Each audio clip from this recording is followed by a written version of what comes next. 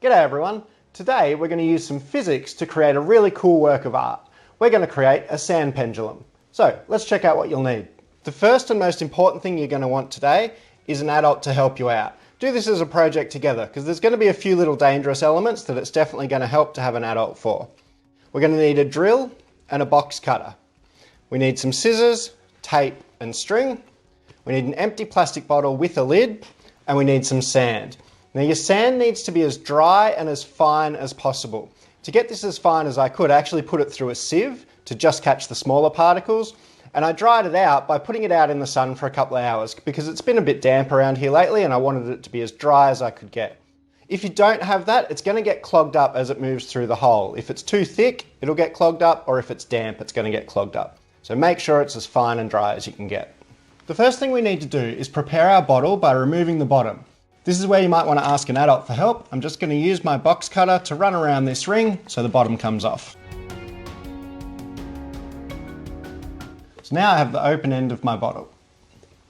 Next, we're going to need to prepare the lid by putting a hole in it. And this is where the drill comes in. Again, grab an adult for help if you need to. Now the size of the hole that you're going to need in the lid depends a little bit. The size of the hole that you'll need in the lid depends a bit on how fine and how dry the sand is. Remember, you want it as fine and dry as possible. Start with a relatively small hole. Run a little test by putting some sand in the bottle and seeing if it'll flow out through the hole. If not, make the hole a little bit bigger until you get a consistent flow of sand coming out.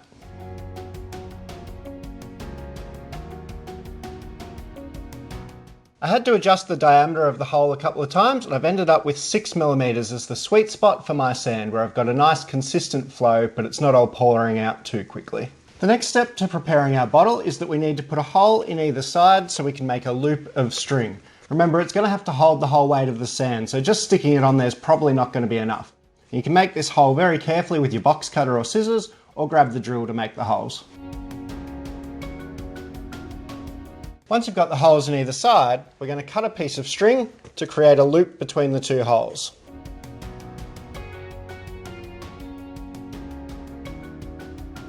We've now got the end of our pendulum. Now you need to decide where you're going to hang your pendulum, because this will tell you how much string you're going to need to attach to the end here.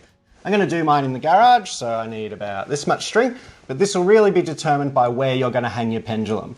Think about the fact that you're going to be dropping sand everywhere, so you want to either have somewhere that you can clean up easily or do this outdoors. Once you've done that and you've cut your string to size, attach it to the loop that you made at the end of the bottle.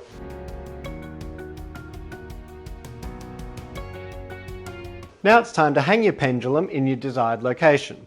I'm going to hang mine up in the garage off the beam here above this table that I've got set up. Once your pendulum's attached, you're ready to go. Before I start filling the pendulum, I'm just going to grab a little bit of tape and stick it across the hole. That'll make it a little bit easier to fill up without sand going everywhere. Just leave the edges sticking out so you can tear it off quite easily when we're ready to let the sand start falling. Then it's time to fill up the container with our sand. All that's left to do now is to test out our pendulum. You want to bring it over till it's above the edge of your area that you're using. Carefully remove the tape, keeping your finger over the hole so the sand doesn't spill. Then you want to push it with a little bit of sideways momentum so it swings around, and hopefully we get a cool pattern.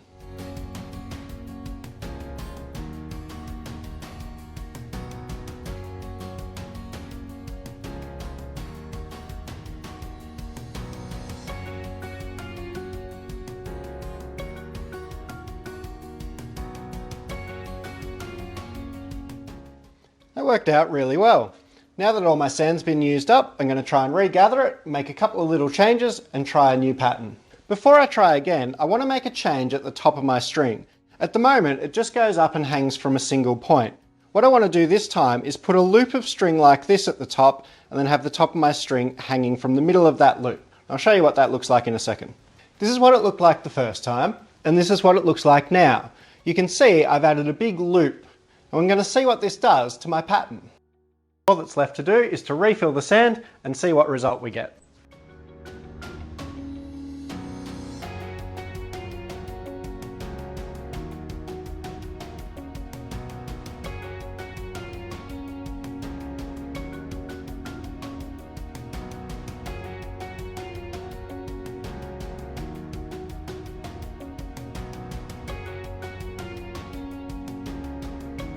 As you can see, this time I got a much more interesting and complex pattern.